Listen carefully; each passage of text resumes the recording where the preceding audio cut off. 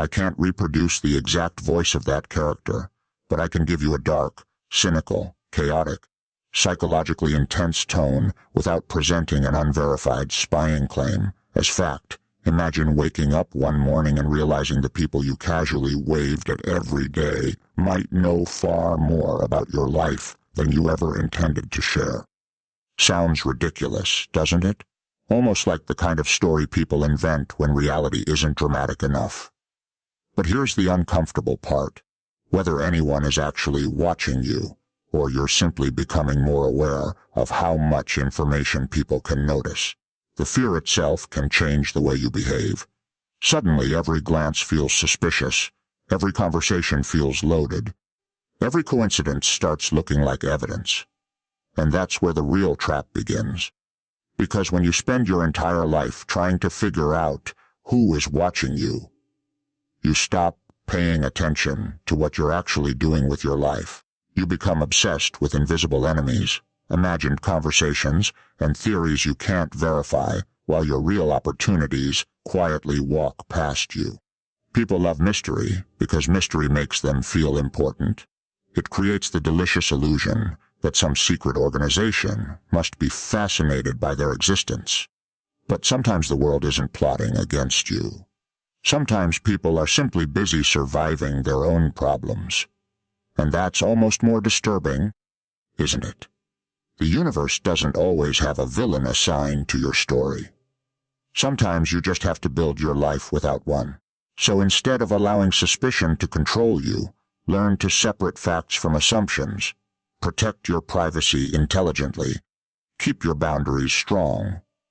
Question things when there is genuine evidence, but don't turn every coincidence into a conspiracy, because paranoia can make ordinary life feel like a battlefield, and eventually you start fighting enemies who may only exist inside your imagination.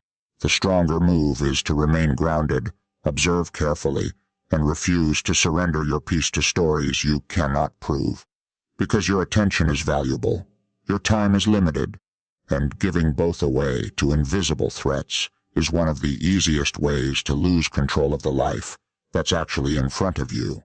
While everyone else keeps guessing what you're thinking, you can focus on becoming harder to manipulate, harder to distract, and much more difficult to pull away from the future you're trying to build. Fear is incredibly talented at taking one tiny piece of information and building an entire universe around it, because the human mind hates uncertainty.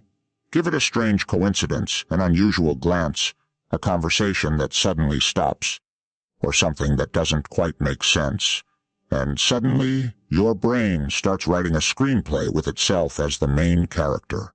Every detail becomes connected. Every silence becomes suspicious. Every ordinary event suddenly feels like evidence. That's how fear works. It doesn't always need facts. It only needs possibilities.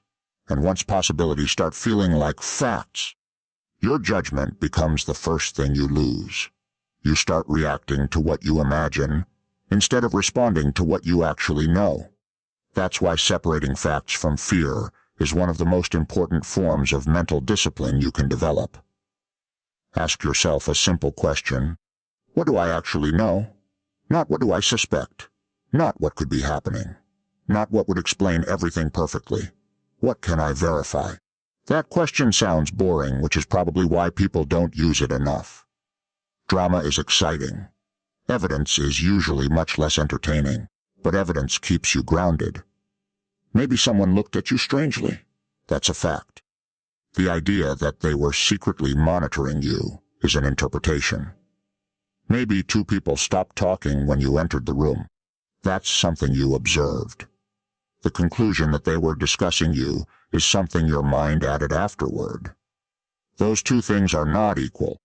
The distinction matters because once you confuse observation with interpretation, you can create certainty out of almost anything. And fear loves certainty. It would rather give you a terrifying answer than admit, I don't know. But I don't know isn't weakness. It's intellectual honesty. It means you are refusing to invent information just to make uncertainty uncomfortable.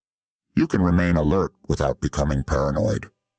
You can protect yourself without assuming everyone is against you. You can notice patterns while still asking whether there is another explanation. That's maturity. And yes, sometimes people really do behave badly. Sometimes someone lies. Sometimes someone invades your privacy. Sometimes there are genuine reasons to take precautions.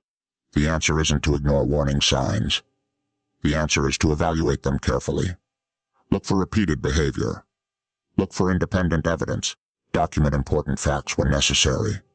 Ask trusted people for perspective. And if there is a real safety concern, take practical steps instead of allowing fear to create endless theories. Because the goal isn't to convince yourself that everything is safe. The goal is to know what is actually happening well enough to respond appropriately. While the fearful mind keeps asking, "What if?" the disciplined mind asks, "What evidence do I have?" That's the difference between imagination and judgment. One can make you feel powerful, while secretly making you easier to manipulate. The other keeps you connected to reality, even when reality is uncomfortable. Because once you start demanding evidence from your own thoughts, you become much harder to control with rumors, assumptions, dramatic stories, and emotional triggers, and you stop giving every strange coincidence the authority to rewrite your understanding of the world, allowing uncertainty to remain uncertainty, until there is enough information to turn it into knowledge. While your attention stays focused on what you can actually influence, your decisions, your boundaries, your habits, your goals, and the people you genuinely trust, because there will always be things you cannot explain, people you cannot understand, and situations where you don't have the complete picture. But you don't need a complete picture to remain calm. You simply need enough discipline to avoid filling the missing pieces with your worst fears. And that discipline becomes a form of freedom, because your mind no longer has to chase every possibility down every dark hallway, searching for a threat that may not exist. While you remain observant without becoming consumed, cautious without becoming isolated, and curious without allowing suspicion to become your identity. Because the strongest person in the room isn't always the one who believes they know everything. Sometimes it's the person willing to say, "I don't have enough evidence yet," and continue living normally until reality provides more information, refusing to let fear become the author of a story that hasn't actually been written. Privacy is one of those things people usually care about only after they realize how much information they've been giving away without thinking, because apparently handing strangers pieces of your personal life feels harmless until you suddenly wonder where all those pieces ended up. Your routines, your location, your relationships, your plans, your passwords, your photos, your conversations. Even the little details you casually mention can become valuable information when enough of them are collected together. That doesn't mean you should walk around terrified that everyone is secretly interested in you. Most people are busy with their own lives. But being realistic about privacy is not paranoia. It's basic self-protection. You don't need to become mysterious or disappear from society.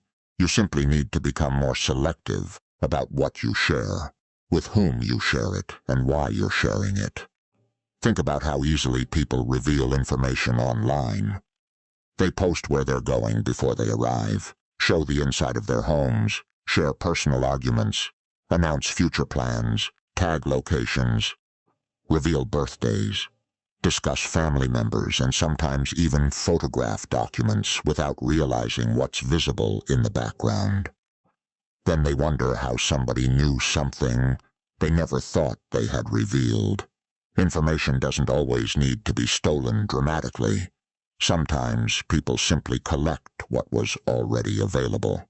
That's why privacy begins with awareness. Check your account settings. Use strong, unique passwords. Turn on two-factor authentication where available. Be careful with suspicious links and unexpected requests for information. Don't share sensitive details just because someone asks confidently. And if something feels unusual, pause before responding. You don't need to accuse anyone. You simply need to protect yourself intelligently. There's a difference between healthy caution and constant suspicion. Healthy caution says, I won't give everyone unlimited access to my life. Paranoia says, everyone is trying to get me. The first creates boundaries, the second creates exhaustion. You want the first.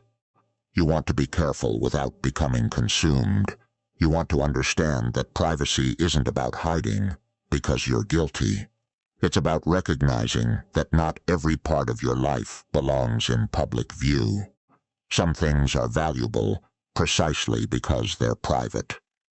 Your plans don't need an audience before they're finished. Your personal struggles don't need to become entertainment for strangers. Your financial information doesn't need to be casually discussed. Your relationships deserve boundaries. Your home deserves security. Your digital accounts deserve protection. And none of that requires you to live in fear. While the world keeps encouraging people to broadcast everything for attention, you can choose something different. A quieter kind of confidence that doesn't need constant exposure to prove that you're living. Because not everything needs to be posted, explained, photographed, or announced. And the less unnecessary information you give away, the fewer opportunities there are for strangers, manipulative people, scammers, or simply curious individuals to misuse it, while you become more deliberate about what enters the public space and what remains yours. Because privacy is not isolation, it is control over access. And control over access means you decide what people know, when they know it, and whether they have earned the right to know it at all. Allowing you to remain social without being careless, open without being completely exposed, and trusting without giving away every piece of information that could later be used against you. Because the goal isn't to make yourself invisible. The goal is to make yourself responsible for your own information, to recognize that once something is shared, you may lose control over where it travels, who copies it, who remembers it, and how it might be interpreted later, while you build habits that protect your future self from decisions your present self made casually. And that kind of awareness isn't fear, it's maturity. Because the smartest form of protection doesn't always look dramatic. Sometimes it looks like refusing to overshare, checking a privacy setting, deleting unnecessary information, securing an account, ignoring a suspicious request, or simply saying, I'd rather keep that private, without feeling guilty about it, while you continue living your life normally, enjoying relationships, pursuing goals, and communicating with people you trust, but doing it with a clearer understanding that access to you should be intentional rather than automatic. And once you develop that mindset, privacy stops feeling like a cage and starts becoming another boundary that protects your peace, your identity, your resources, and the future you're working to build there is a strange kind of exhaustion that comes from fighting battles nobody can prove are happening, because your mind can create an enemy faster than reality ever could. One strange look becomes suspicion, one coincidence becomes a pattern, one unanswered message becomes evidence that somebody is secretly working against you. And suddenly you're spending hours analyzing things that may have perfectly ordinary explanations. That's the trap. You think you're protecting yourself, but you're actually giving your attention to something you cannot verify, and attention is expensive. Every minute you spend obsessing over an imagined threat is a minute you aren't spending on your health, your work, your relationships, your goals, or the life you're actually trying to build. That's why you have to become careful about what you allow inside your head. Not every thought deserves investigation. Not every fear deserves obedience. Not every coincidence deserves a conspiracy. Sometimes the most powerful thing you can say is, I don't know. It sounds almost too simple, but uncertainty is difficult for an anxious mind, because uncertainty demands patience. The mind wants an answer immediately, preferably a dramatic one. But dramatic answers aren't necessarily accurate answers. If you don't have evidence that someone is targeting you, don't build your entire life around the possibility. Stay aware, protect your privacy, take sensible precautions, and then return your attention to what you can control. That's the difference between caution and obsession. Caution helps you prepare. Obsession keeps you trapped. You can lock your doors without imagining every person outside is waiting for you.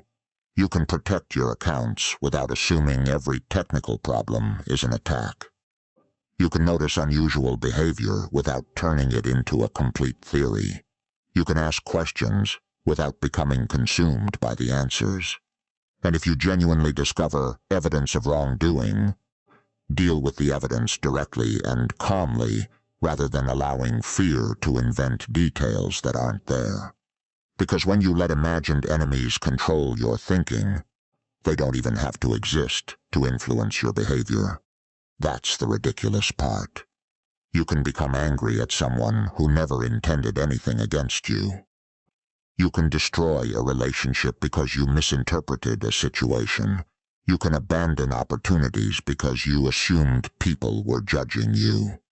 You can isolate yourself because you decided everyone was secretly dangerous, and eventually the fear becomes self-fulfilling. You withdraw. You trust nobody. You stop participating. And then you look around and say, "See, nobody understands me." Of course they don't. You built the walls and then blamed the world for not climbing them, while the people who truly deserve your attention are standing right in front of you: your family, your friends, your responsibilities, your ambitions, the small opportunities that could eventually become something significant, and the version of yourself that needs your focus more than any imaginary enemy ever will, because your attention should be invested where it can produce results, not where it can generate endless theories. And once you understand that, you begin reclaiming mental space that fear had been renting for free. You stop checking every detail for hidden meaning and start asking whether the situation actually requires action. You stop treating every uncomfortable feeling like a warning from the universe and start evaluating whether the feeling is based on evidence or simply uncertainty, while you remain cautious enough to protect yourself, but grounded enough to keep living, because life is already complicated without turning every ordinary moment into a secret battle. And you don't need to become careless to become peaceful. You simply need to stop giving unverified stories the authority of facts, allowing your mind to remain curious without becoming captive, allowing your instincts to alert you without automatically controlling you, and allowing reality to provide evidence before you decide what something means. Because the strongest position isn't believing that nobody can hurt you. It's knowing that even when something unexpected happens, you can evaluate it, respond appropriately, seek help when necessary, and continue moving forward without letting fear become the manager of your life, while your energy returns to the things that actually deserve it: your goals, your growth, your relationships, your peace, and the future you can influence through deliberate choices, leaving imaginary enemies without the power to steal another minute from a life that requires your attention far more than they ever could. I can't reproduce the exact voice of that character, but I can keep the dark, cynical, psychologically intense tone you want when everything starts feeling strange. The easiest thing in the world is to let your mind run wild, because pressure has a funny way of making ordinary problems look like enormous threats. A delayed response suddenly feels personal. A misunderstanding becomes disrespect. A coincidence becomes a warning. And before you know it, you're reacting to a story your mind created instead of the situation actually standing in front of you. That's why staying grounded matters. Not because you should ignore your instincts, but because instincts are signals, not verdicts. You can notice something unusual, without immediately deciding what it means. You can feel uncomfortable without declaring that something terrible is happening. You can question a situation without turning your questions into accusations. That's mental discipline. And honestly, it's much harder than simply believing the first explanation that makes your emotions feel justified. When pressure rises, slow everything down. Look at what you know. Look at what you don't know. Separate what happened from what you think happened. Ask yourself whether there is another reasonable explanation. If someone says something confusing, ask for clarification instead of creating an entire theory around their words. If something online looks suspicious, verify the source before sharing it. If someone makes an accusation, don't automatically accept it or reject it based purely on emotion. Examine the evidence. This doesn't make you weak. It makes you difficult to manipulate. People who want to control you often benefit from your impulsive reactions. They want you angry before you've understood the situation. They want you frightened before you've checked the facts. They want you defending yourself against something you haven't even confirmed. The calmer you become, the less power that tactic has. And staying grounded doesn't mean becoming emotionless. You can feel anger while choosing not to act recklessly. You can feel fear while still thinking clearly. You can be disappointed without making a permanent decision in the middle of a temporary emotional storm. That's the kind of control that actually matters, because controlling yourself is more useful than controlling everyone around you. You cannot control what other people say, what they assume, or how they behave, but you can control whether you immediately react to every provocation, whether you verify information before believing it, and whether you allow uncertainty to dictate your choices. While the world keeps throwing confusing situations at you, you become the person who pauses instead of panics, observes instead of assumes, and investigates instead of inventing. Because every time you slow down enough to separate evidence from emotion, you give yourself a better chance of making the right decision. And the right decision doesn't always feel satisfying immediately. Sometimes it feels boring, cautious, and incomplete. But boring and accurate is far better than dramatic and wrong, especially when the consequences involve relationships, reputation, money, safety, or your future. While other people rush toward conclusions because they need an answer right now, you can tolerate not knowing until you have enough information to act intelligently, and that ability becomes a serious advantage, because uncertainty stops being something that controls you and becomes something you can simply manage, one step at a time, one verified fact at a time, one deliberate decision at a time, allowing you to remain alert without becoming paranoid, careful without becoming fearful, and confident without pretending you know everything. Because confidence isn't always saying, "I know exactly what's happening." Sometimes confidence is saying, "I don't know yet, so I'm going to find out before I react." And that mindset protects you from countless unnecessary battles, misunderstandings, and emotional decisions, while keeping your attention focused on reality instead of speculation. Because life already contains enough genuine problems that deserve your energy.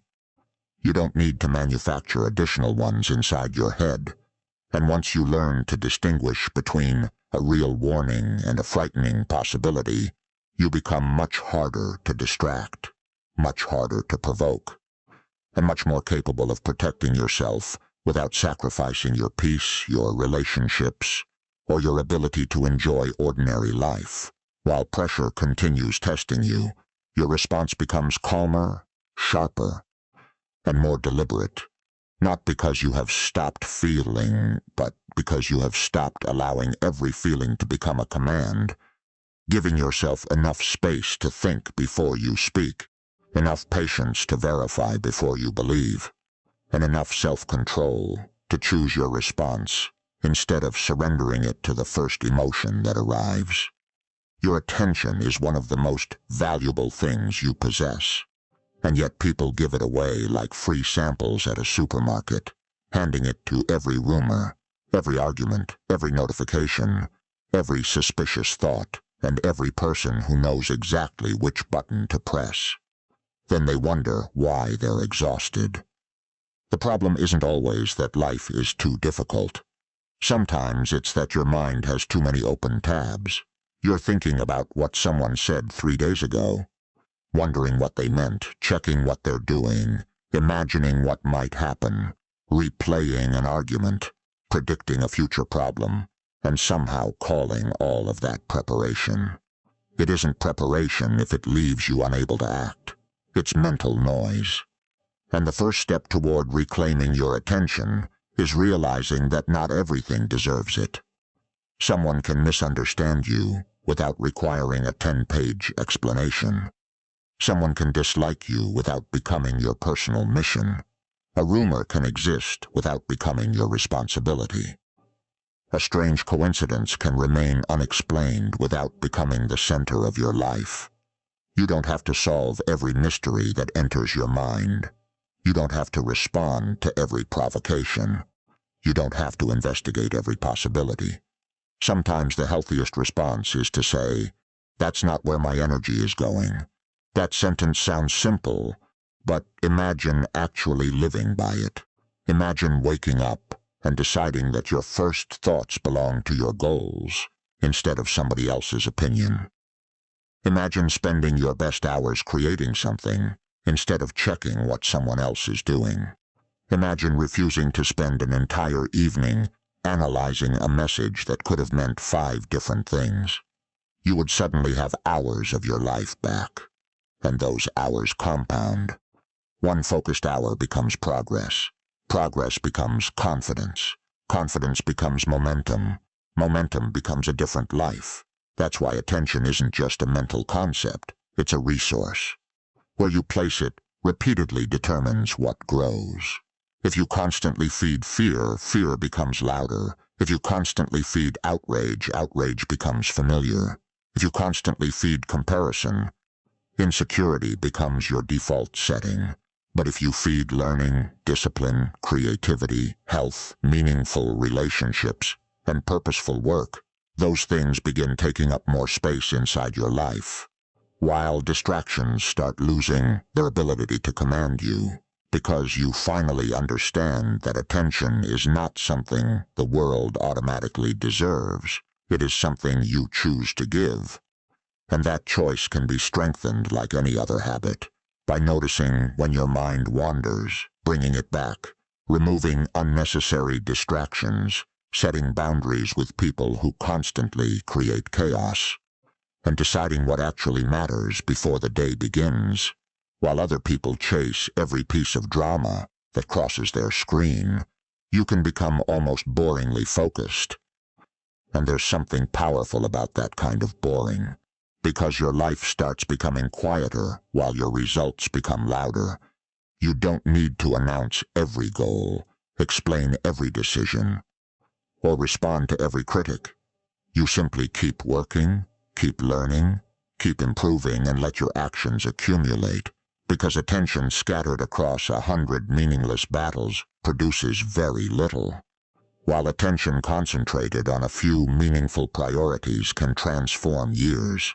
And once you recognize that, you become much less interested in proving yourself to people who aren't building the life you want, much less tempted to chase approval from people who change their opinions every 5 minutes, and much more willing to protect your mental space like it actually belongs to you, because it does. And the moment you stop allowing random people and random thoughts to control where your attention goes, you begin recovering something that may have been missing for years: the ability to decide what deserves your focus, what deserves a response, what deserves a boundary, and what deserves absolutely nothing from you, while your energy returns to the things that can actually change your circumstances, your skills, your health, your work, your relationships, your confidence, and the future you're building. allowing you to become less reactive and more intentional, less distracted, and more disciplined, less obsessed with what other people might be doing, and more interested in what you are capable of creating. Because the world will always provide something to worry about, someone to criticize, something to compare yourself with, and another distraction waiting for your attention. But you don't have to accept every invitation.